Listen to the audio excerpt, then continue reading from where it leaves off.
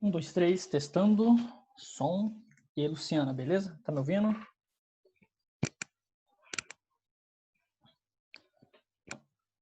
Juliana também, beleza?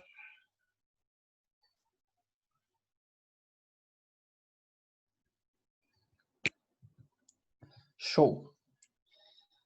Só esperar ver se aparece mais alguém, né? Só tem vocês duas aí. Opa, Vitor Hugo.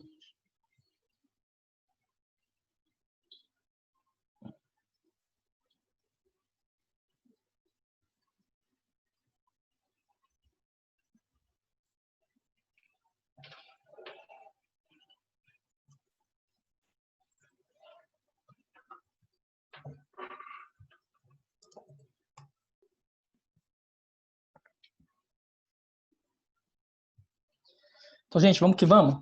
Vocês estão me vendo direitinho, né? Deixa eu só compartilhar aqui minha tela, então. Vamos ver, peraí.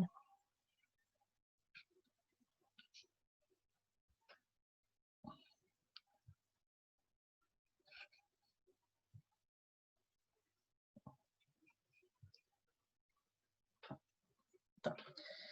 Bom, vocês estão vendo minha tela aí, né, pessoal? Eu tô aqui, ó. Cadê? O negócio tá me atrapalhando, peraí. Ah, pronto. Gente, ó, quero mostrar um site aqui para vocês, tá? Alguns já devem conhecer, que é esse FET aqui, ó, Simulations. Pessoal, esse site é muito bacana, tem várias simulações, não só de física, tá? Mas também tem de química, tem de matemática. E eu quero usar ele para a gente poder relembrar um pouquinho, né? Fazer uma revisão bem rapidinha sobre a tal da indução eletromagnética, que foi o último conteúdo que a gente trabalhou aí nas videoaulas, tá? É só você vir aqui, ó.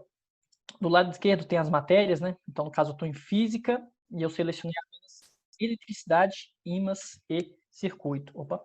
Eletricidade, ímãs e circuitos. Aí aparece aqui um tanto de simuladores, né?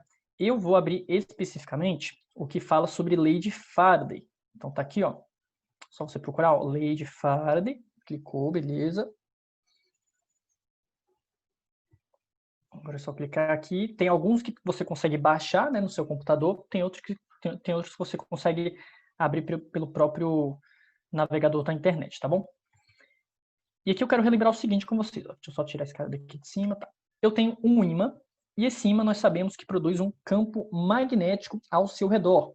Esse campo, ele sai do polo norte magnético, certo? Ele dá a volta aqui por fora do ímã e entra pelo polo sul magnético. Então, lembra que essas linhas de campo magnético são linhas sempre fechadas, né? Você sempre tem que ter um ímã com os dois polos existindo, o polo sul e o polo norte. E aqui embaixo eu tenho essa bobina. Lembra que uma bobina nada mais é do que um conjunto de espiras, né? Pode chamar também de solenoide, já que ele está com certo comprimento, né?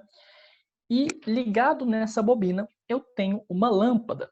E ligado na lâmpada eu tenho um voltímetro. Esse cara aqui de cima, né, em azul, está medindo os volts que esta lâmpada recebe. Então isso é um voltímetro. O que eu vou fazer aqui então?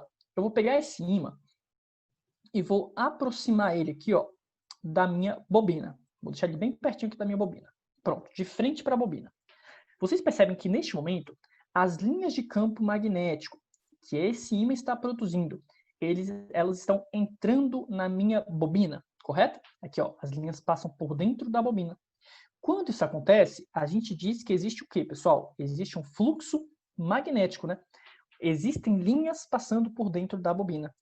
Porém, nada acontece, não está acendendo. Por quê? Porque o meu ímã está parado. Se o ímã está parado, o fluxo magnético neste momento ele é constante. E o fluxo constante não produz nada demais. O que diz a lei de Faraday, o que diz o princípio da indução eletromagnética, é que nós teremos uma DDP induzida se eu conseguir variar o fluxo ao longo do tempo. Então, essa é a grande sacada, the jump of the cat, na cereja do bolo. Você tem que variar este fluxo, tornando ele mais intenso ou mais fraco. O que eu posso fazer para tornar esse fluxo mais intenso? É só conseguir aproximar o ímã. Se eu ficar com o ímã mais perto, o campo magnético vai ser mais forte e o fluxo vai aumentar. Vamos ver se vai dar certo? E, opa, a lâmpada acendeu um pouquinho, vocês viram, né? O voltímetro até mexeu também um pouquinho. Eu vou afastar agora, diminuindo o fluxo magnético. Vamos ver o que acontece. A lâmpada piscou de novo. Agora eu vou começar a oscilar em cima, para frente e para trás. Ó. Aumenta o fluxo, diminui o fluxo. Aumenta o fluxo, diminui o fluxo. A lâmpada fica piscando sempre que eu provoco uma variação do fluxo magnético. E eu quero que vocês percebam outra coisa.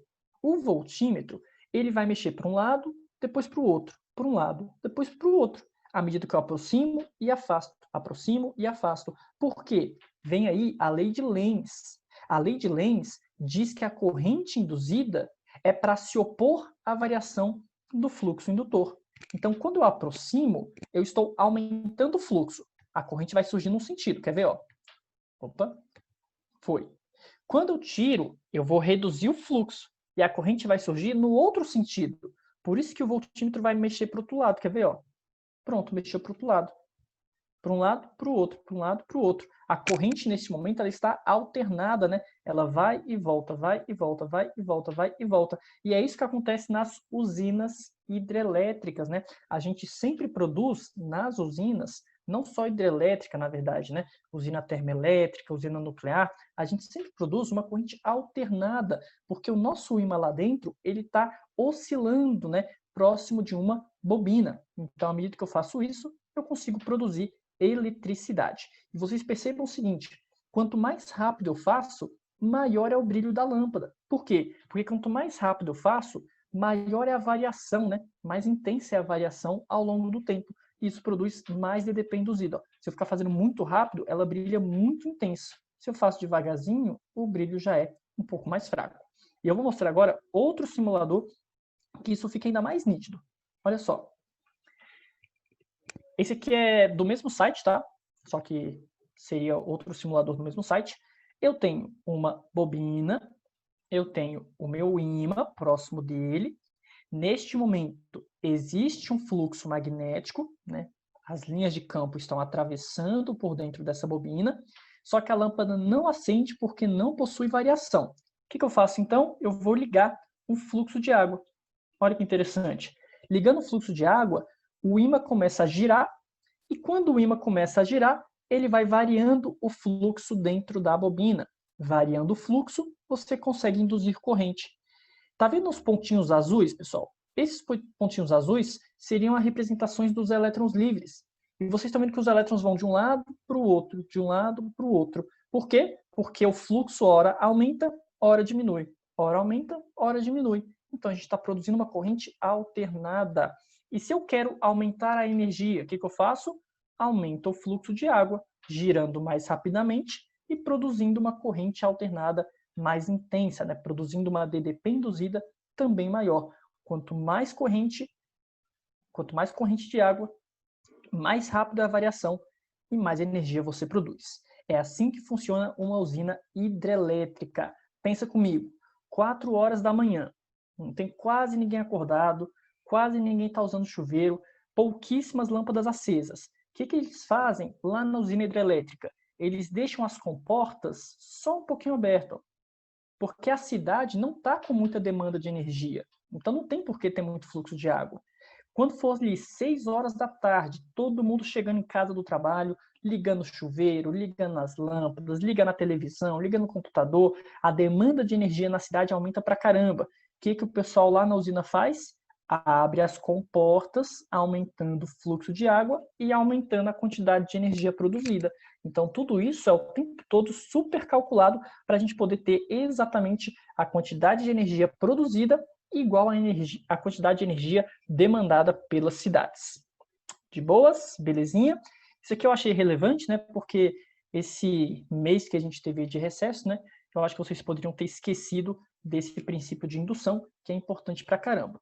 Qualquer dúvida que tenha ficado, pessoal, nesse capítulo e nos capítulos anteriores, é só olhar lá na sala do Google, tá tudo gravado, exercícios todos resolvidos, pode mandar dúvida no e-mail, tá? Pode contar com a gente, não deixe as dúvidas para trás.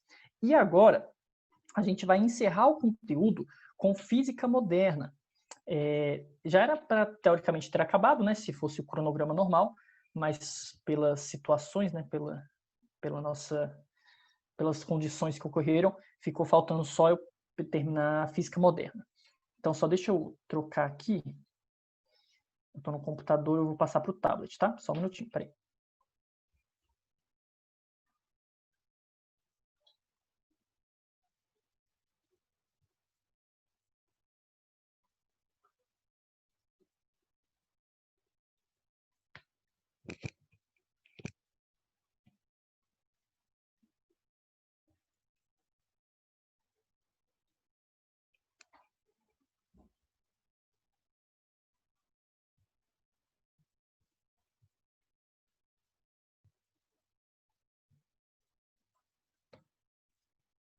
Ok. Só mais um pouquinho. E foi. Beleza, vocês estão vendo a tela do tablet agora, né? Vou pegar aqui, ó. Pronto, nossa aula de física moderna. Eu separei essa aula em duas partes, beleza? Então hoje vai ser a parte número 1. E depois, semana que vem, a gente faz a parte 2, encerrando todo o conteúdo. E eu entro na parte de revisão de mecânica, tá? Já vou avisar logo. Esse conteúdo, pessoal, de física moderna, vocês sabem que ele só aparece na prova da UNB, tá? No vestibular da UNB. No Enem, esse conteúdo não é cobrado. E eu digo isso com toda certeza, porque não é só pelo histórico das questões do Enem, é pela matriz do Enem. Se você vai lá na matriz do Enem, vai no tópico de ciência da natureza, não aparece lá a física moderna. Então a gente só vai ter essa aula porque a gente está pensando no vestibular da UNB, supondo que ele ainda vai acontecer, né? Vai que ele é cancelado e tal, não tem como a gente saber. Se ele for cancelado e você for fazer só a prova do Enem, você pode esquecer totalmente essa matéria daqui, você pode esquecer totalmente essas aulas. Não precisa se preocupar com esse conteúdo para a prova do Enem, tá? A gente está pensando aqui na prova do UNB. E outra coisa, esse conteúdo é um conteúdo que assusta bastante. Quando a gente fala de física moderna, física quântica, né, muita gente já entra em desespero e acha que é impossível. Mas, cara, quando a UNB cobra esse conteúdo, é muito engraçado também porque eles geralmente colocam um texto e no texto já tem quase todas as informações necessárias para a gente poder fazer os cálculos, para a gente poder interpretar. Então, sei lá, é como se a UNB soubesse que ninguém sabe esse conteúdo. É um negócio meio engraçado, sabe? Tipo, eles sabem que é um conteúdo difícil.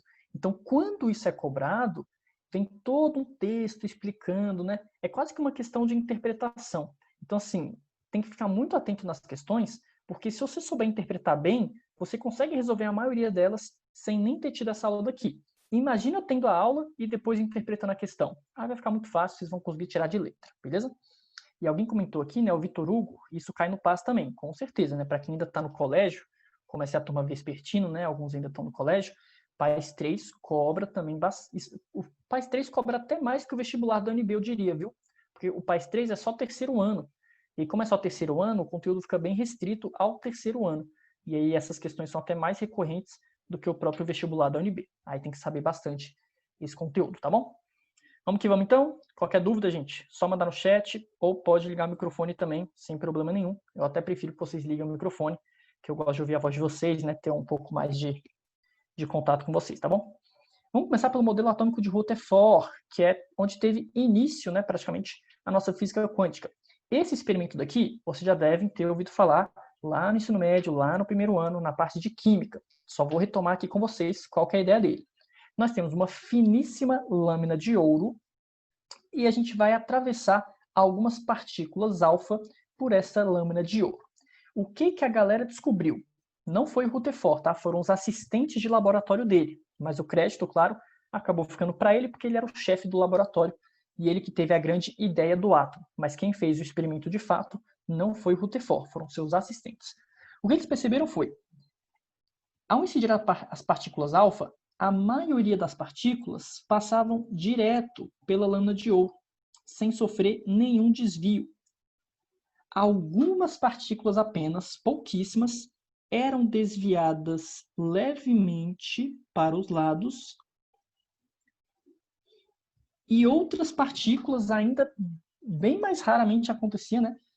Eram desviadas para trás, eram ricocheteadas para trás. Só que era tipo assim, uma a cada 100 mil partículas que eram ricocheteadas. Era um valor absurdamente pequeno. Então, qual foi a grande sacada de Rutherford?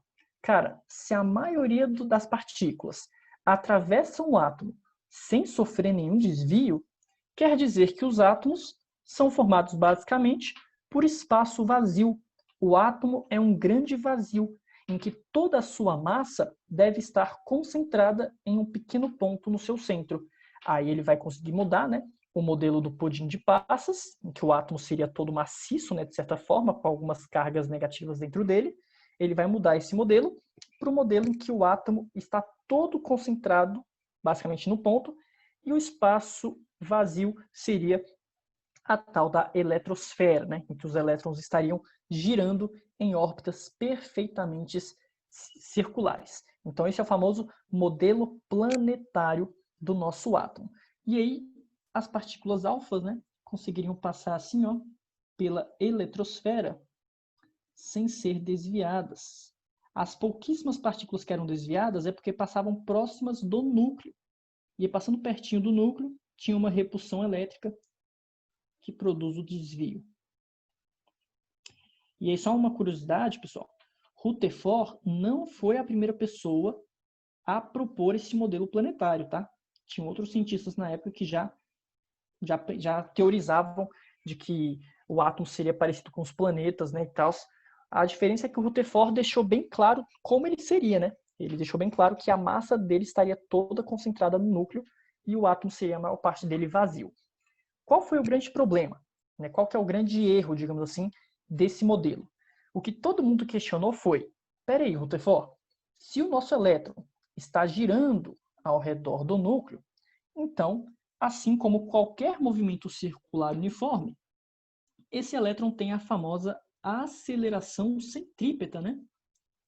Lembre-se que, mesmo no movimento circular uniforme, mesmo que ele seja uniforme, ele tem uma aceleração que permite que ele faça curva.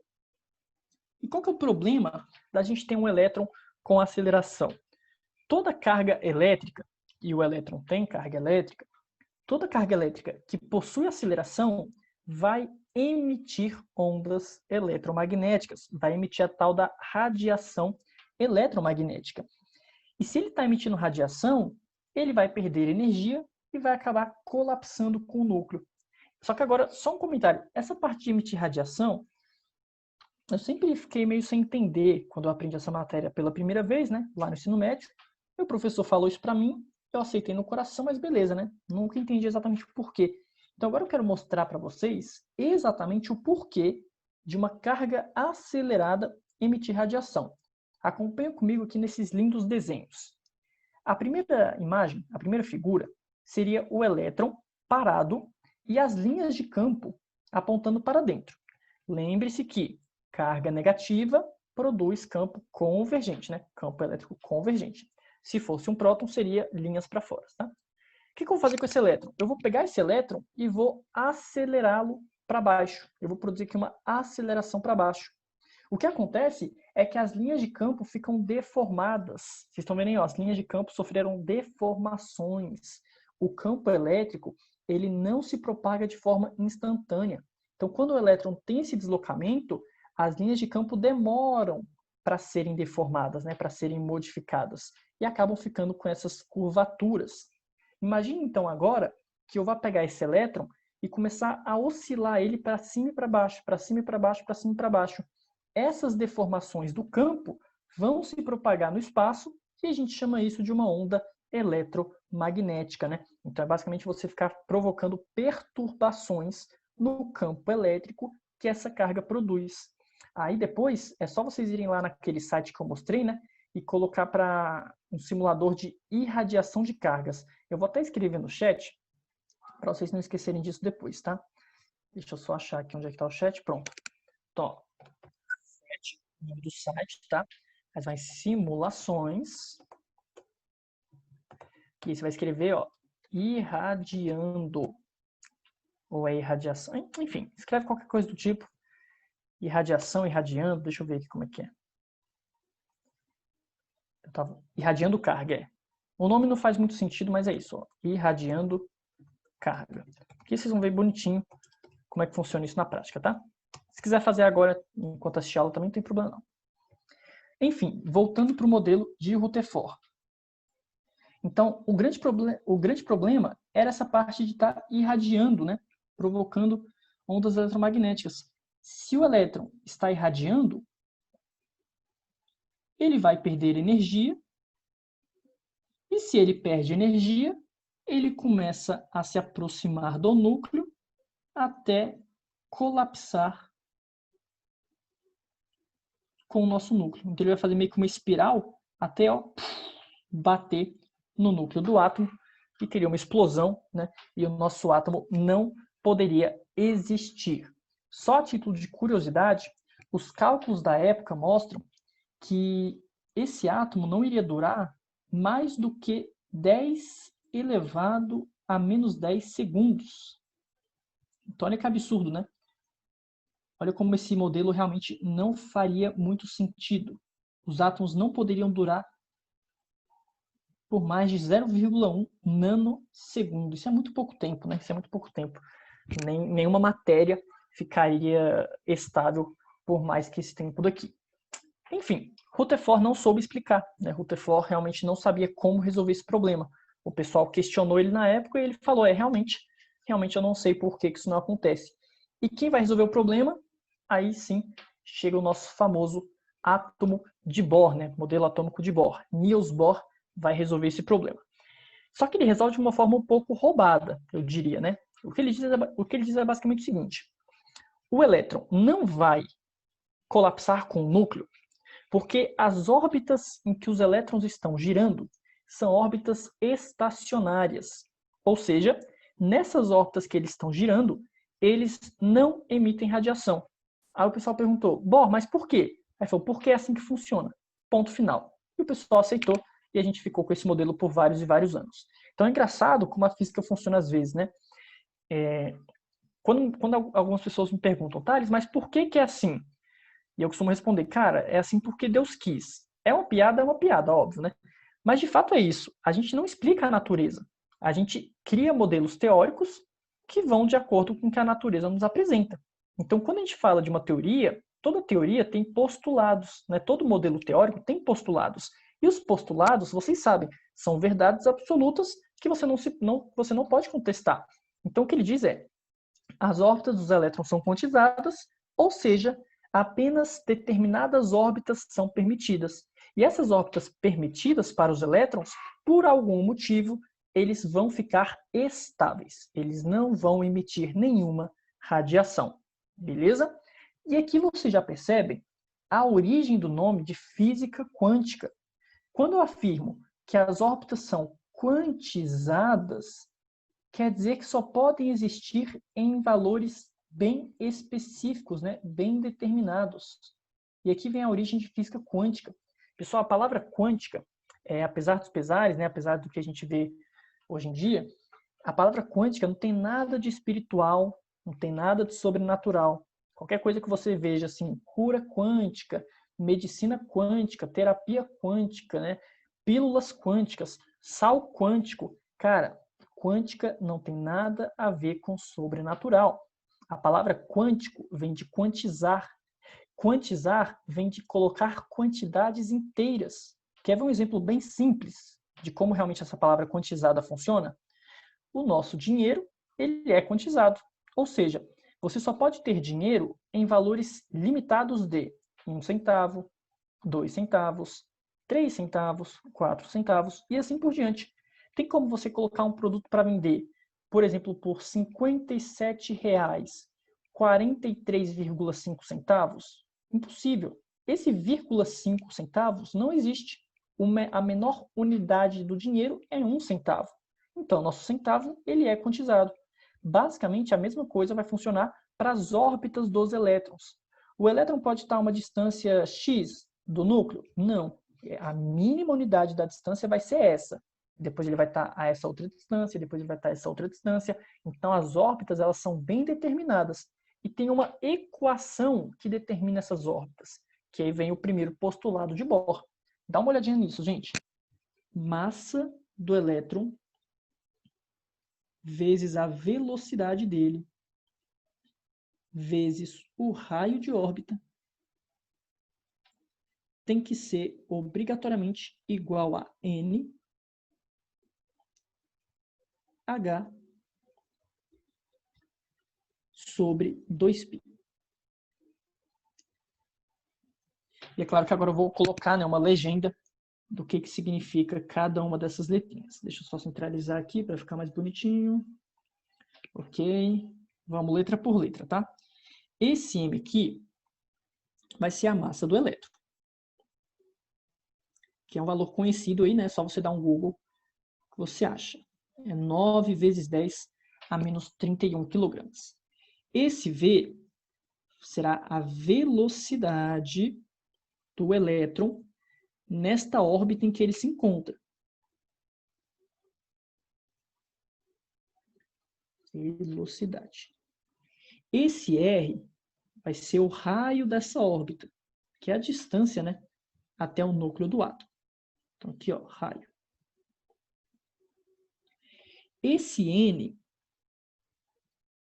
é justamente a origem da quantização, ou seja, esse N é um número da órbita, que só pode ser o quê? 1, ou 2, ou 3, ou 4, e assim por diante. Então, o número da órbita, que são apenas valores inteiros. Vou fazer assim, ó, 1,2, 1,3, 3 pontinhos. Até quando, professor? Até infinito, tá? É só você pegar todo o conjunto dos números dos inteiros. Então, pode ser infinitas órbitas. Esse H é a famosa, ou não tão famosa assim, constante de Planck. Você não tem que saber o valor de cabeça, né? Se precisar, a questão te diz quanto é que vale. Prontinho. Essa fórmula, ela não tem dedução, tá, gente? Como eu já falei aqui, é um postulado colocado por Bohr. Ele postula que as órbitas possíveis são as órbitas que respeitam esta equação matemática. E para ficar mais bonitinho, eu posso até escrever assim, ó. A velocidade v é da órbita em que ele se encontra. Vou chamar de órbita n. E o raio r é também da órbita em que ele se encontra. Então, tanto a velocidade quanto o raio de órbita, eles podem ficar mudando de acordo com a órbita em que ele está. A velocidade vai mudar e o raio também vai mudar, tá bom? Segundo postulado, ao emitir ou absorver um fóton de luz, o elétron faz o famoso salto quântico, mudando para uma órbita de menor ou de maior energia. Então, resumo da história. O que o Bohr coloca é o seguinte: o modelo atômico é um modelo planetário, porém, as órbitas dos elétrons são estáveis, eles não emitem radiação, e eles só vão emitir radiação quando eles fizerem um salto quântico para uma órbita de maior ou de menor energia. E pensa comigo, entenda a lógica desses saltos quânticos. Quando o elétron absorve luz, ou seja, quando o elétron absorver um fóton de luz, ele vai estar com mais energia. E se ele está com mais energia, ele vai fazer um salto quântico para uma órbita mais energética. Se ele emite luz, se o elétron emitir um fóton de luz, ele vai perder energia, porque ele está emitindo. Se ele perde energia, ele faz um salto quântico para uma órbita menos energética. Ponto final. E a equação matemática aqui vai ficar assim, ó. A variação de energia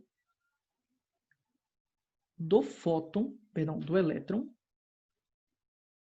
quando ele fizer esse salto quântico,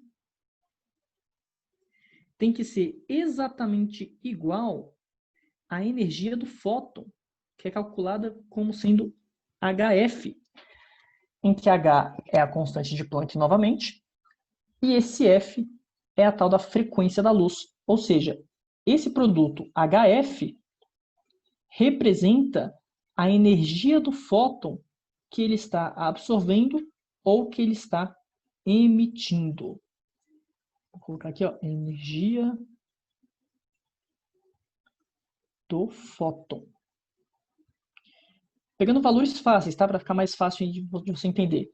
Se o elétron está lá de boas, numa energia que tem, numa órbita que tem 2 joules de energia, e ele pega um fóton, ele absorve um fóton que tem 3 joules de energia, então faz a conta aí. Ele tem 2 joules, ele absorve um fóton com 3 joules, ele vai ficar com quanto? Ele vai ficar com 5 joules, né?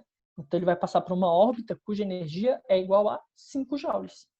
Então, ele estava na órbita de 2, foi para uma órbita de 5 joules. Pronto, ele absorveu um fóton de 3. É uma álgebra muito simples, pessoal. Uma álgebra muito simples. Você pega a diferença das órbitas, isso é a energia do elétron. De boas, tranquilo. Então, aqui temos 2 postulados para o átomo de Bohr. O que a gente vai fazer agora é uma dedução um pouco mais matemática. Só que eu não vou entrar em, como é que se diz? Eu não vou aprofundar esses cálculos, tá? Não vou aprofundar, não. Se você quiser ver o cálculo completo, 100% feito, 100% de dedução, você vai encontrar isso na sua apostila, tá? Eu não vou fazer aqui porque vai demandar muito tempo e é uma coisa que eu tenho certeza que vocês conseguem fazer sozinhos, né? Se vocês pegarem aí para fazer com mais calma. Então, eu vou pular a dedução completa, eu vou fazer só um pedacinho para vocês. Para fazer essa dedução, a gente vai considerar o átomo de hidrogênio. Gente, vocês sabem que o átomo de hidrogênio ele é o primeiro da tabela periódica, né? Ele é o primeiro elemento da tabela periódica. Ou seja, ele é o átomo mais simples de todos.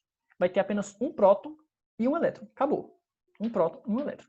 Esse elétron vai estar em alguma das órbitas possíveis. Pode ser na primeira, pode ser na segunda, pode ser na terceira. Enfim, eu vou dizer que ele está numa órbita N. Uma órbita desconhecida, N. Pelo desenho você pode até falar, professor, é a segunda. Mas, enfim, o desenho é só ilustrativo, tá? Vamos supor que eu não conheça em qual órbita que o elétron se encontra. O que eu sei é, ele tem uma certa velocidade, que eu vou desenhar aqui, ó. Ele tem uma velocidade tangencial, né? Já que ele faz um MCU. E eu vou chamar de velocidade da órbita N. E ele consegue apenas fazer esse movimento circular porque ele está sendo atraído eletricamente pelo próton que está no núcleo. Então, existe uma força de atração elétrica puxando este elétron para dentro da trajetória. E talvez você esteja se perguntando, Thales, mas você está esquecendo da força-peso. Cara, a força-peso vai ser tão pequena que a gente vai desprezar, tá bom? O elétron é tão leve, mas tão leve, mas tão leve, que a força-peso dele vai ser desprezível. Vamos pensar apenas na força elétrica. Tudo bem? Vamos fazer agora uma análise de forças. O que você lembra quando você olha para essas órbitas circulares e você vê uma força apontando para o centro? É claro que tem que ter alguma força apontando para o centro. Tem que ter. E essa força que aponta para o centro, lembra que ela será a tal da resultante centrípeta. É isso que eu vou escrever na minha primeira dedução, né? No meu primeiro cálculo. A força de atração elétrica será a resultante centrípeta do movimento do elétron. Como é que calcula a força elétrica, hein? Vocês têm que lembrar. Lei de Coulomb. Constante produto das cargas em módulo divide pela distância ao quadrado. E a distância aqui, né, seria o tal do R do raio de órbita, né? Então a distância Rn. Beleza.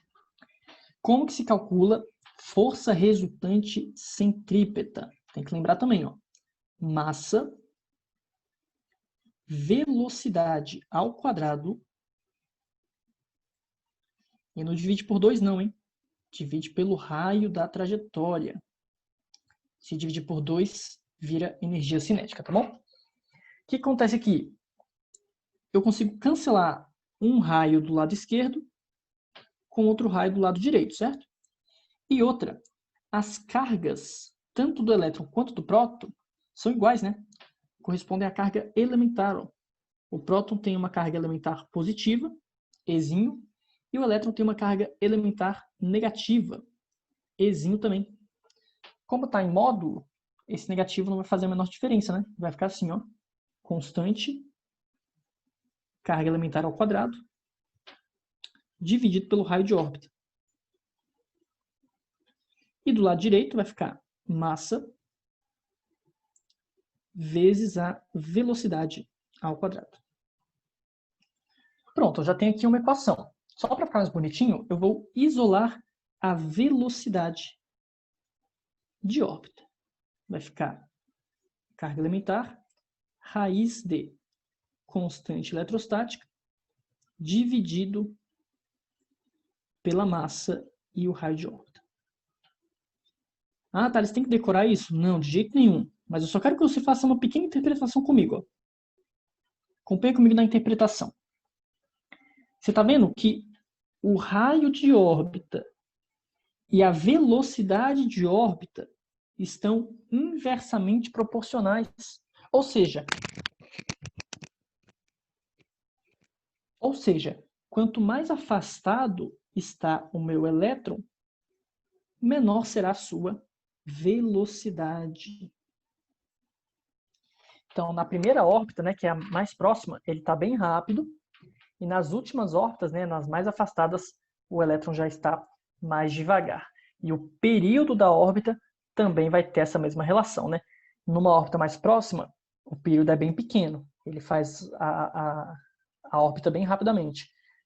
Nas órbitas mais afastadas, o período vai ser maior, né? Ele demora mais para completar uma volta. Ah, Thales, e daí? Cara, isso você tem que saber, porque a mesma coisa acontece para as órbitas de satélites ao redor de planetas. É muito engraçado como que o mundo microscópico está muito relacionado com o mundo macroscópico, né? Então, se você pega aí os planetas girando ao redor do Sol, essa mesma relação acontece. Plutão, que está mais afastado do Sol, está com uma velocidade muito pequena e com um período de órbita muito elevado. Então, Plutão está bem devagarzinho e vai demorar pra caramba para dar uma volta ao redor do Sol. Mercúrio, que é o primeiro planeta, ele está muito mais rápido e faz uma volta ao redor do Sol muito mais rápido também. Então, isso acontece tanto no mundo macroscópico, de gravitação, quanto no mundo microscópico do modelo atômico de Bohr. Fechado? Combinado? Próximo cálculo, energia. Deixa eu abrir o chat para ver se alguém está falando alguma coisa, né? Por enquanto nada, mas está aberto aqui. Vamos fazer um cálculo de energia comigo agora. A energia que eu quero calcular vai ser a energia total do elétron na órbita N, na enésima órbita em que ele se encontra. Como é que eu posso obter a energia total? Eu tenho que somar a sua energia cinética, né? Com a sua energia potencial gravitacional. Gravitacional não, perdão, viajei. Lembra que gravitação aqui é desprezível porque a massa dele é muito pequena. Estou falando da energia potencial elétrica.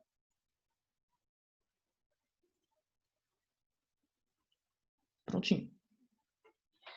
Energia cinética. Acho que vocês devem lembrar como é que se calcula. mv² dividido por 2, né? Parece com a força centrípeta, mas você divide por 2.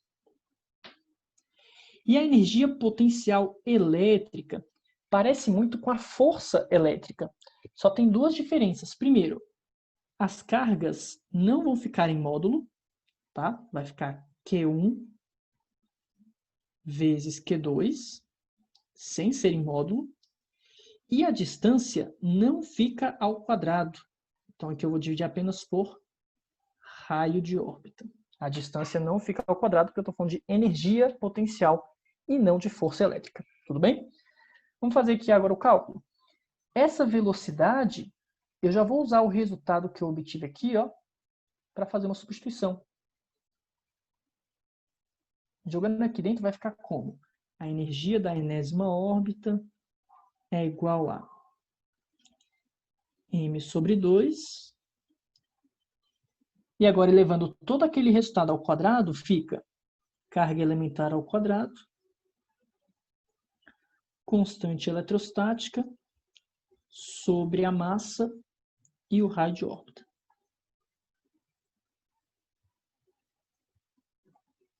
Bom, já dá para cancelar a massa na parte de cima e na parte de baixo, né?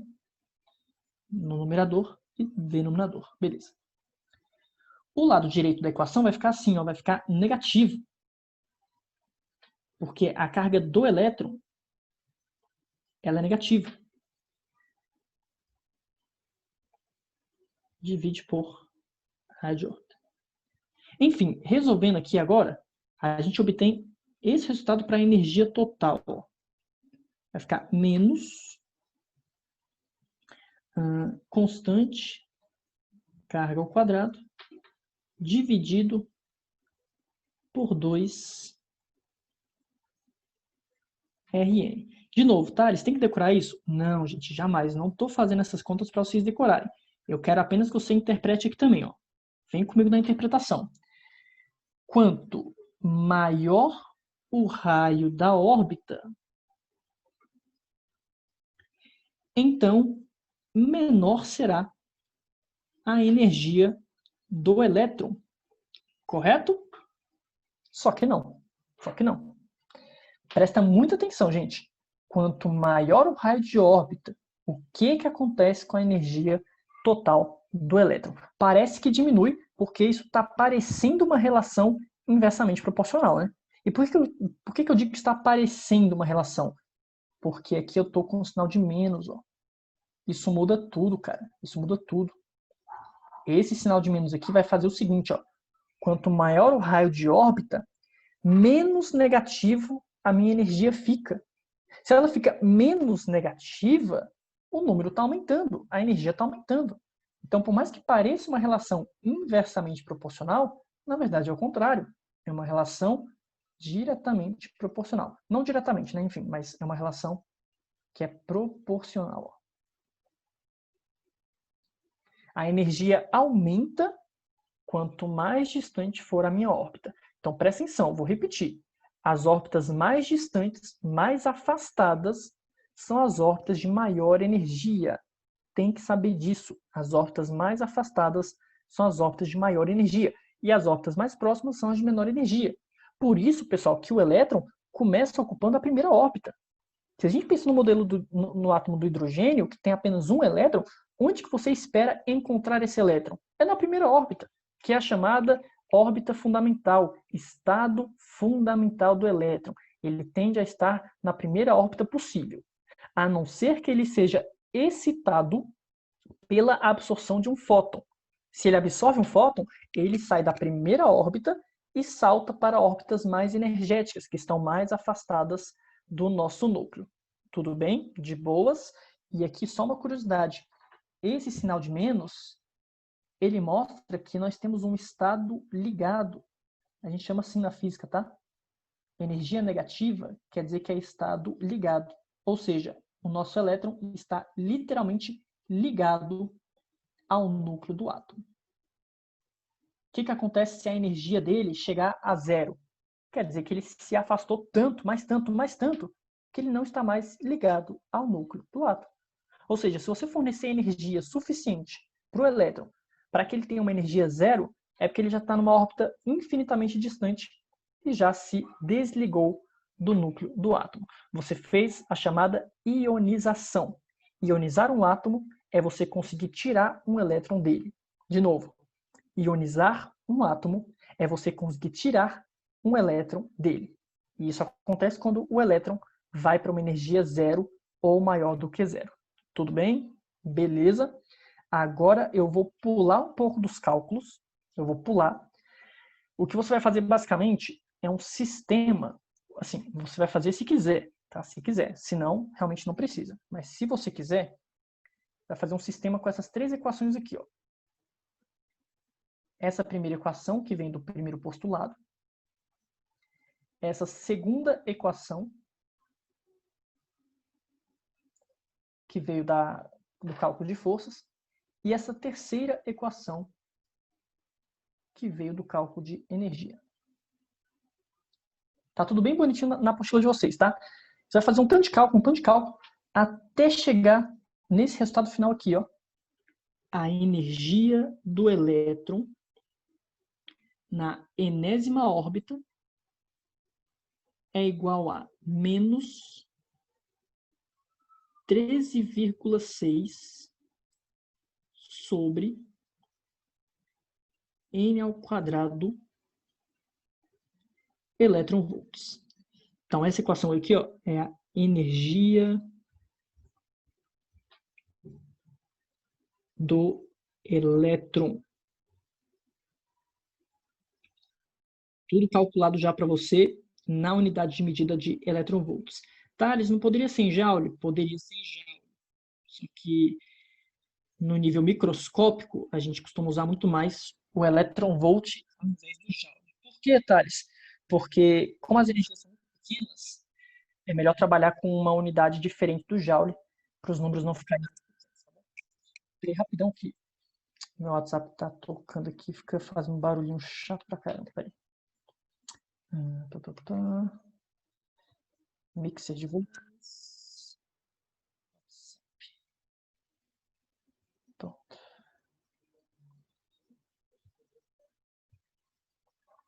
Foi. Agora o que eu vou fazer com vocês é o seguinte. Essa equação, eu diria que não precisa decorar não, tá? Não precisa decorar. Mas você tem que saber interpretar isso. É a parte mais importante. Geralmente as questões vão fornecer essa fórmula ou algo parecido com esta fórmula, tá bom? E você tem que conseguir entender como que funciona esse modelo de Bohr. Então, vou fazer umas continhas com vocês. E seria legal se vocês pegassem uma calculadora para acompanhar comigo, tá? Seria legal se vocês pegarem uma calculadora aí para fazer comigo. Mas se não quiser também, não tem problema. Já peguei minha calculadora aqui do celular. Olha só. Eu desenhei 4 órbitas do elétron, tá? As 4 primeiras. Lembrando que existem infinitas órbitas, tá? Não tem um valor limite, não. O elétron geralmente está na primeira, mas ele pode estar em qualquer uma. E a gente vai calcular a energia do elétron em cada órbita. É só você substituir o valor do N. Então, por exemplo, quando a órbita for a primeira, né, o N for igual a 1, vai ficar 13,6 dividido por 1, o que vai dar, obviamente, menos 13,6 elétron-volts. Então, essa primeira aqui não tem nada demais, né? Eu vou anotar aqui embaixo, ó, que a primeira órbita tem essa energia de menos 13,6 elétron-volts. E no gráfico, eu também vou anotar esse valor. Lá embaixo, no valor negativo, menos 13,6 elétron-volts.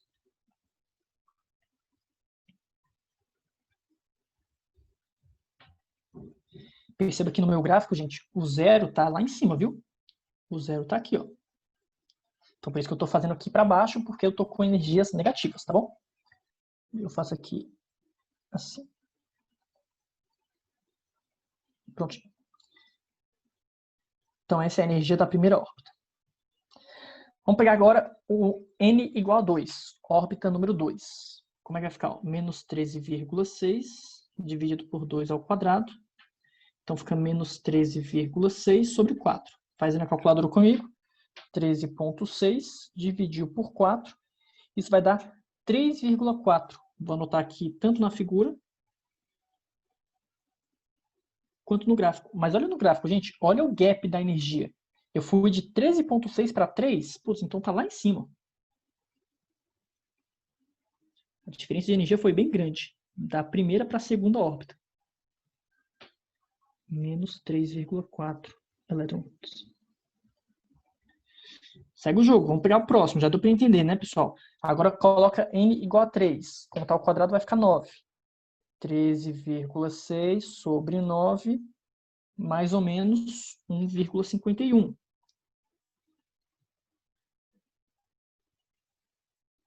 Eu vou lá no gráfico e marco esse valor também, ó. Deve estar mais ou menos na metade aqui do 3,4, né?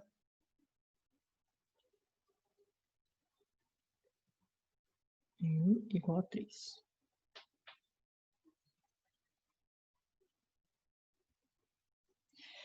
E o último que eu vou calcular aqui é quando n for 4. 4 ao quadrado fica 16. Então, 13,6 sobre 16 deu 0,85. Menos 0,85 elétron-volts. Vou lá no gráfico e marco esse valor também. Menos 0,85 elétron-volts. Ok, n igual a 4. O que eu quero que vocês entendam agora? Primeiro, vocês percebem que o gap de energia de uma órbita para outra vai ficando cada vez menor, né? A distância de uma órbita para outra vai ficando cada vez menor, né? O nível de energia. Então, se eu fosse continuar calculando, ó, os gráficos ficariam mais ou menos assim, ó. O próximo seria mais ou menos por aqui, né? O nível, a órbita nível 5. Aí a órbita nível 6 seria mais ou menos por aqui. E essa energia ficaria cada vez mais se aproximando do valor zero. Então a energia do elétron vai aumentando, aumentando, aumentando, tendendo ao valor zero. Só vai chegar de fato na energia zero quando ele estiver numa órbita infinitamente distante, ó, n tendendo a infinito, que já é quando ele estiver praticamente fora do nosso átomo, né? Ele vai estar fora literalmente do átomo porque ele foi ionizado, ok? E agora vamos fazer um exemplo aqui já com nossa figura. Ó, tenho tudo aqui. Eu tenho a equação matemática, eu tenho o desenho do átomo e eu tenho os níveis de energia. É agora que você vai entender de uma vez por todas esse átomo de Bohr. Eu vou começar com o meu elétron lá na órbita fundamental, no estado fundamental. Tá aqui o elétron com essa energia de menos 13,6. Aí vamos supor que vem um fóton e o elétron vai absorver esse fóton.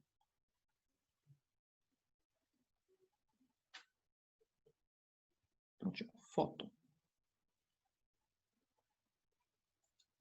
Na hora que o elétron absorveu o fóton, ele fez um salto quântico para uma órbita mais energética. Vamos supor que ele conseguiu pular lá para a órbita número 4. Então ele fez um salto quântico. E esse salto quântico, gente, ele é instantâneo, tá? Ele desaparece e aparece. Ele não vai caminhando, como muita gente pensa que ele vai voando, né, de uma órbita para outra. Ele não vai voando de uma órbita para outra. Ele desaparece e aparece. É instantâneo. O salto quântico é instantâneo. Thales, por quê? Não sei. Deus quis assim. Se você souber um dia por que funciona dessa forma, você fala comigo para a gente ganhar muito dinheiro junto, tá bom? A princípio é assim que a gente entende. Quando ele faz isso, vamos calcular o gap de energia? Vamos calcular a diferença de energia entre esses dois níveis? É só você fazer aqui, ó, do menos 13,6 até o menos 0,85. Ele fez esse salto. Pega a sua calculadora e subtrai essas duas energias. 13,6 menos 0,85. Opa. Menos 3,6, é. Então deu aqui, ó, um gap de menos 12,75 elétron-volts. Esse foi o ganho de energia do elétron, né? Ele ganhou... Opa. Mais, né? Ele ganhou 12,75 elétron-volts. Cara, se ele ganhou essa energia para saltar entre essas duas órbitas, quer dizer que a energia do fóton era exatamente esse valor também. Então, meu fóton, ele tem 12,75 elétron-volts de energia. E é isso que estava dizendo o meu segundo postulado, né? Aqui, ó. Esse segundo postulado está falando exatamente isso. A variação de energia do elétron em módulo, só esqueci de colocar isso, ó, em módulo, é igual à energia do meu fóton. E uma coisa importantíssima, deixa eu voltar aqui para a nossa situação. Ele fez um salto, então, né, indo até a órbita 4, ganhando essa energia. Ele vai ficar nessa órbita do nível 4? Não. Por quê? Porque a tendência sempre é ele ficar no estado fundamental. Se só tem um elétron, ele quer ficar sempre na órbita de menor energia. Então, o que ele vai fazer agora? Ele vai saltar de volta para o estado fundamental, para a órbita nível 1. Só que a grande sacada é que ele não precisa voltar em um único salto. Ele pode voltar para a primeira órbita em saltos, digamos, quebrados, né? Ele pode separar isso em diversos saltos. Ele pode fazer, por exemplo, um salto do nível 4 para o nível 3, depois do 3 para o 2 e depois do 2 para o 1. Um de cada vez, né? Fazendo um em cada momento. Ou ele pode fazer do 4 para o 2 e depois do 1. Ou ele pode ir do 4 para o 3 e do 3 para o 1. Enfim, não tem como determinar quais são os saltos que ele vai fazer. Mas o fato é que ele vai fazendo saltos até voltar ao seu estado fundamental. E essa que é a parte interessante. Na hora que ele vai fazendo esses outros saltos, ele vai emitindo outros fótons, né, com outras energias. Então, ele vai absorver um determinado fóton com uma certa energia e ele vai emitir outros fótons com outras energias. E isso já começa a explicar diversos fenômenos da natureza, de absorção e reemissão de fótons, que não eram explicados por nenhum outro modelo atômico. Ai, Thales, não entendi isso. Cara, vou te dar um exemplo que deve estar acontecendo agora na sua casa. Se você está aí no seu quarto, por exemplo, e o seu quarto tem uma lâmpada fluorescente, esse fenômeno está acontecendo. Emissão, absorção e reemissão de luz. A luz fluorescente, ela está emitindo, na verdade, radiação ultravioleta. Tá? A lâmpada fluorescente do seu quarto está emitindo, na verdade, ultravioleta. Mas por que chega luz branca em você? Porque a parte interna da lâmpada, o revestimento interno daquela lâmpada de tubo, tem fósforo. Ela é revestida com fósforo. E os átomos do fósforo conseguem absorver o ultravioleta e no seu decaimento quântico, elas vão emitindo luzes de outras frequências, luzes na frequência do visível. E é por isso que você acaba recebendo a luz branca. Não é porque a lâmpada emitiu branco. A lâmpada emitiu ultravioleta e o revestimento interno da lâmpada absorveu isso e reemitiu luz branca. Tá? Então esse é um fenômeno que acontece o tempo todo. Luz negra. Já ouviu falar de luz negra, né? Festa, boate e tal. Você chega lá vestido de branco, aí tem uma luz negra no ambiente e sua blusa branca começa a brilhar. O que está acontecendo?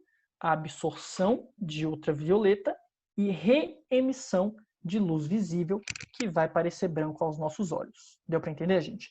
Então, esse processo é explicado pelo modelo atômico de Bohr. Fechado? De boas? Tranquilo? Choro, dúvidas, lamentações? Deixa eu ver o tempo aqui para ver se eu não vou passar. Peraí. Não, tá suave, né? 6h30. Temos, então, 20 minutinhos para resolver questões. Ó, nas questões... Peraí. Cadê? As questões, gente, é da apostila de vocês, tá? Mas eu já coloquei aqui o enunciado, então não precisa nem pegar a questão se não quiser, tá? A gente vai ler a questão juntos, vamos resolver juntos, tá? E qualquer dúvida vocês podem perguntar no chat ou ligar o microfone, beleza? Vamos começar com essa questão da ONB, que é boa pra caramba. Já começa com a figura, né? A figura nada mais é do que o espectro eletromagnético. Vocês sabem que o espectro visível, que é do vermelho até o violeta, corresponde apenas a um pequeno pedaço do espectro total, né? De todo o nosso espectro eletromagnético. Vamos ler o texto. A figura acima esboça o espectro eletromagnético na região do visível ao olho humano. No caso de átomos hidrogenoides, ou seja, átomos de hidrogênio ou íons atômicos com apenas um elétron, a frequência do fóton emitido é dado pela relação a seguir, em que N é o número de prótons no núcleo atômico, M e N são números inteiros maiores que zero. Opa, esses números inteiros, provavelmente ele está se referindo aos níveis orbitais do elétron nesse átomo, tá bom? FR é a tal da frequência de Rydberg. E ele coloca aí essa equação para a gente. Você pode se perguntar, poxa, Thales, mas essa equação eu nunca vi na minha vida. E eu te respondo, eu também não. Nunca vi essa equação antes. Ou já deve ter visto, mas esqueci. Por isso que eu falo para vocês que quando a UNB cobra esse conteúdo de física moderna, né, de física quântica, geralmente eles mesmos já colocam a equação que você vai usar e toda a explicação de como as coisas funcionam, tá bom? Continuando. Nesse modelo, deixa eu só desligar o ar-condicionado aqui, gente, rapidão.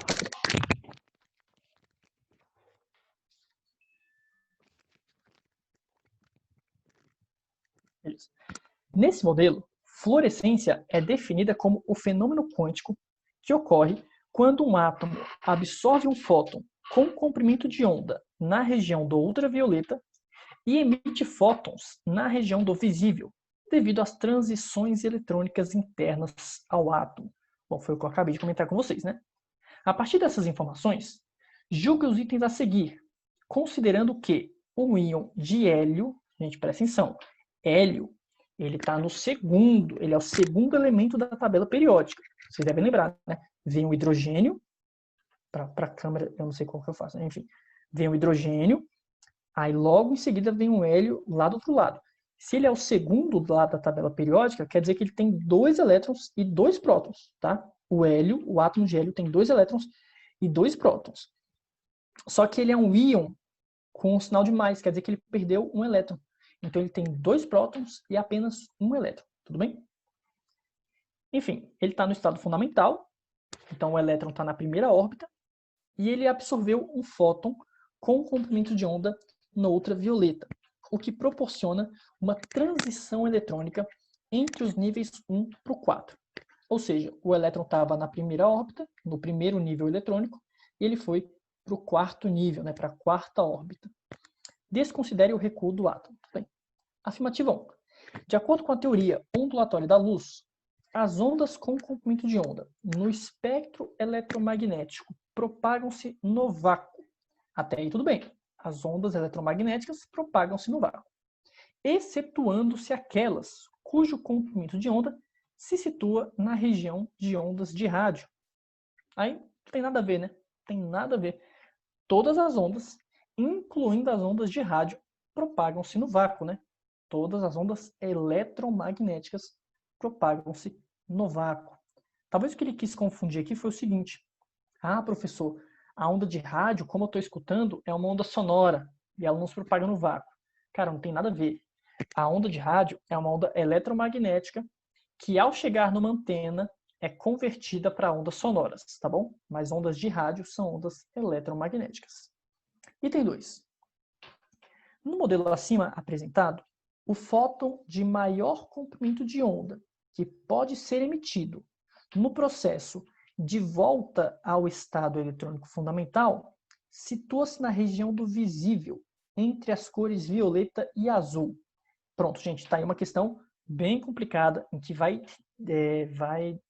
precisar de bastante interpretação e o cálculo que ele mesmo coloca para a gente, tá? Primeiro, vamos fazer um desenho para entender o que ele está pedindo.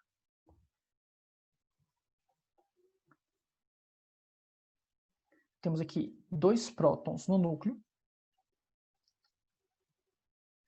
e as órbitas do elétron. Vou fazer aqui a primeira, segunda, terceira e quarta.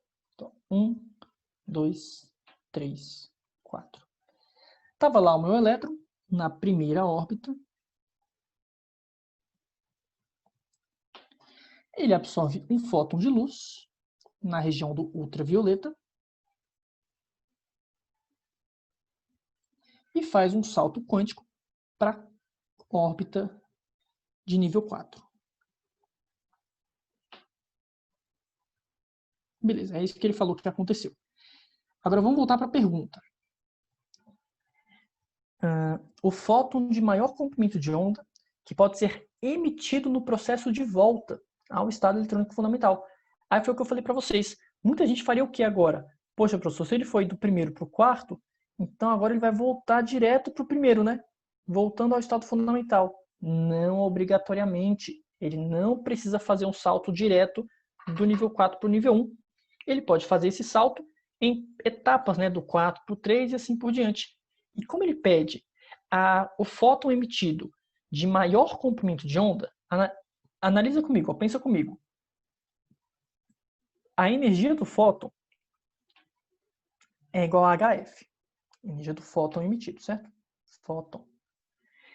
Ao invés de pensar na frequência, vamos usar a equação fundamental ondulatória. V não é igual a lambda F. Então, posso falar que a energia do fóton emitido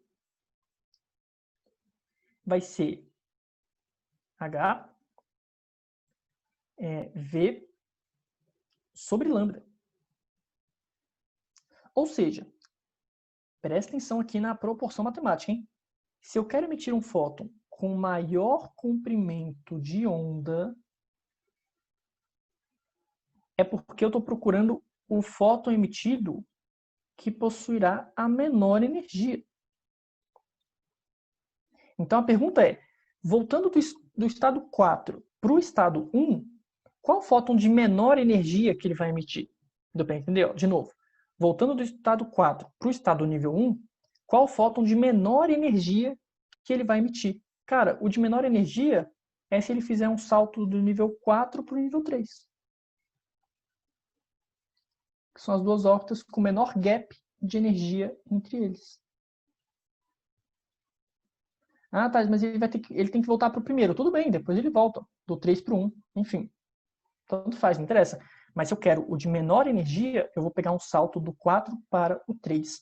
Ou seja, de acordo com a equação, eu vou calcular a frequência. Deixa eu apagar aqui, ó.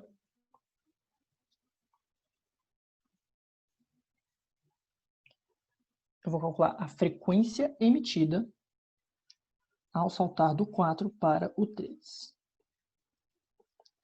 Usando aqui a tal da equação de Rydberg, né? Que ele colocou lá no texto para a gente. Ó.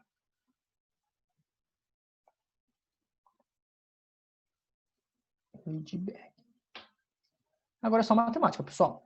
Entendendo a lógica da pergunta, né? Agora é só você calcular a frequência emitida ao saltar de 4 para 3. Vamos ver quanto é que vai dar isso. N ao quadrado. Professor, Diga. você pode explicar de novo, por favor? Essa parte do 4 para o 3? Não, é do começo. Da questão? É, Tá, mas da questão toda ou só do item 2 que a gente está fazendo? só do item 2. Tá, beleza, beleza. Vamos ler o item de novo então, tá? Tá bom, obrigada. O lá cima apresentado, o fóton de maior comprimento de onda que pode ser emitido no processo de volta ao estado eletrônico fundamental. Aí você tem que lembrar, né? Que o fundamental, que ele diz, sempre que a gente fala de fundamental, é o primeiro nível, a primeira órbita. Lá no texto ele tinha falado que o elétron desse íon de hélio, ele absorveu um fóton e fez esse salto aqui, ó, do primeiro, né, do nível fundamental, da primeira órbita, para a órbita de nível 4. Então ele fez esse salto já, ele já realizou esse salto, que eu fiz aqui no meu desenho. Ele pegou aqui um fóton do ultravioleta, ele pegou um fóton do ultravioleta e saltou da primeira para a quarta órbita. Ponto final. Isso já aconteceu, beleza?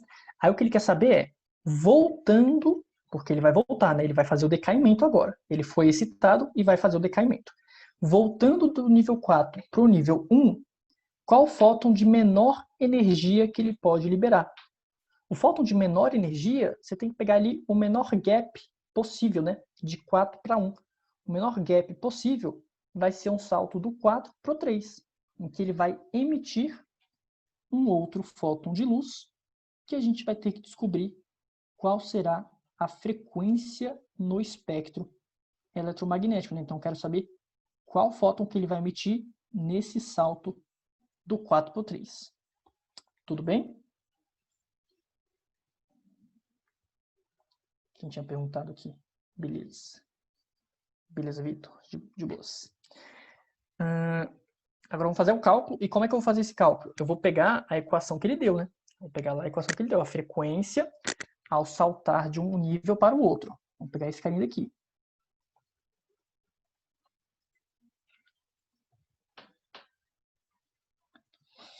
E é só jogar os valores que a gente já tem, né? Então, ó, n ao quadrado, frequência de Rydberg, 1 sobre, aí ó, 1 sobre 3, ó, pela equação. O m, o número m, é o nível em que ele está indo, né? Então ele está indo para o 3. E o n de navio é o nível em que ele está chegando, o nível de origem, né? Então ele está indo de n para m, do 4 para o 3. Então ele fica 3 ao quadrado. E aqui, 4 ao quadrado. Esse N maiúsculo, a própria questão diz que é o número de prótons no átomo. Quer ver? N é o número de prótons no núcleo do átomo. Como o nosso átomo é o hélio, a gente tem que saber que tem 2 prótons no núcleo do hélio, já que o hélio é o segundo elemento da tabela periódica. Então, aqui eu vou botar 2 ao quadrado. A frequência de Rydberg foi dada lá no texto, 3,3 vezes 10 elevado a 15.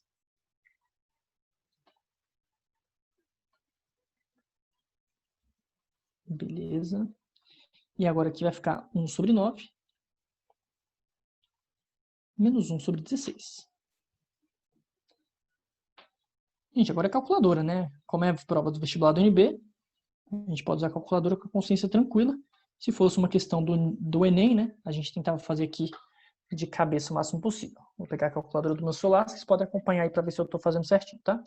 1 sobre 9 menos 1 sobre 16 vezes 2 ao quadrado, que é 4, vezes 3,3. Isso deu aproximadamente 0,64 vezes 10 elevado a 15. E como eu estou fazendo o cálculo de frequência do fóton emitido, né? A gente está falando de hertz. Então, essa é a frequência do fóton emitido pelo elétron ao transitar, né? Ao fazer a transição do nível 4 para o nível 3. Só tem um probleminha. Vamos voltar para o item. Ele está querendo saber se esse fóton emitido está na região do visível entre o violeta e o azul. Como é que eu vou saber se ele está entre o violeta e o azul? A gente vai ter que olhar para o espectro e procurar esse valor de frequência, né? Só que o probleminha é justamente o seguinte, ó. 10 elevado a 15 pode estar em qualquer região aqui, ó. Entre o 10 a 14 e o 10 a 16, estão vendo? Essa é a escala de frequência, né? Ó. Frequência em hertz. Não dá para saber exatamente onde é que está aquele valor que eu achei, né? Que seria 0,64 vezes a 15. Então, o que eu vou ter que fazer? Eu vou ter que descobrir, na verdade, o comprimento de onda. Por quê, Thales? Porque no comprimento de onda, eu tenho os valores ampliados, tá vendo? Em comprimento de onda, os valores estão ampliados. Na frequência, eu jamais vou conseguir saber exatamente onde que esse fóton está inserido, tá bom? Então, vou voltar para o cálculo. E eu tenho que descobrir o comprimento de onda. Aí é de boas, porque é só usar a equação fundamental da ondulatória. V igual a lambda F, né? V lambida na ferida. Isso aqui vocês já sabem com certeza, ó, equação fundamental. Bora. Velocidade da onda, do fóton, né, no caso, é igual ao comprimento de onda vezes a frequência.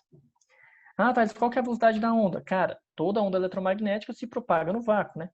3 vezes 10 à oitava. Eu quis dizer que ela se propaga no vácuo com a velocidade da luz, né? 3 vezes 10 à oitava metros por segundo. E a frequência, 0,64 vezes 10 elevado a 15. Ok, só jogar na calculadora também. Vamos fazer essa conta daqui. Vai dar um resultado aproximadamente de 3 sobre 0,64. Vai dar 4,7 vezes 10 elevado a menos 7 metros. Só que a escala da figura está em nanômetros, né? Para quem não lembra, nanômetro, né, é 10 a menos 9. Então aqui seria 470 vezes 10 a menos 9, o que significa que esse fóton corresponde à luz de 470 nanômetros.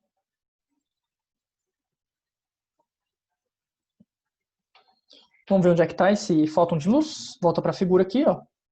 É só achar os 470. Com certeza está entre o violeta e o azul, ó.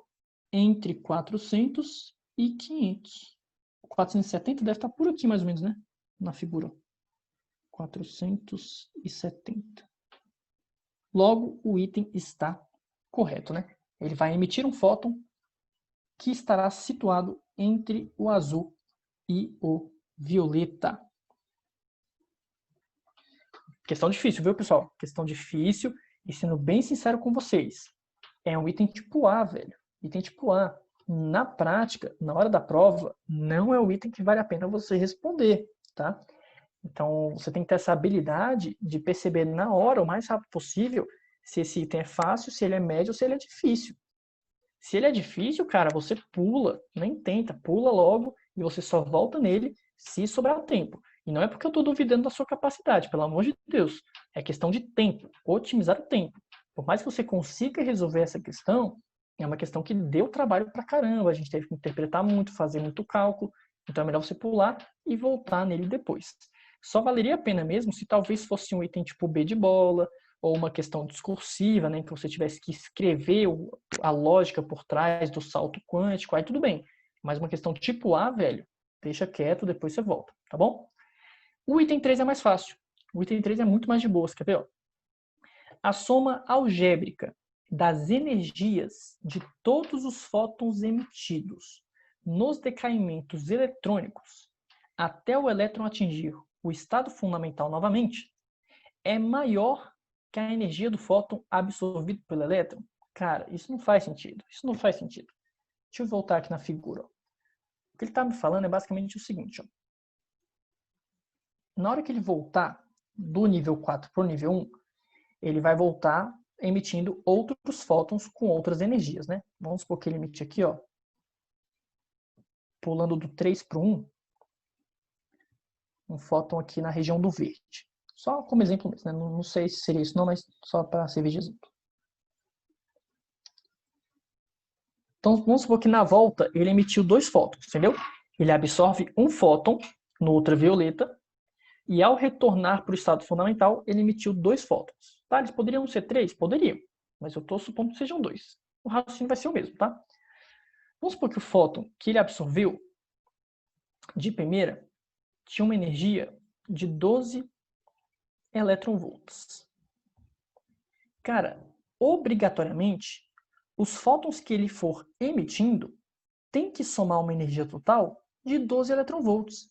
Então pode ser que esse aqui na região do ultravioleta tivesse uma energia, por exemplo, de 4 eletronvolts.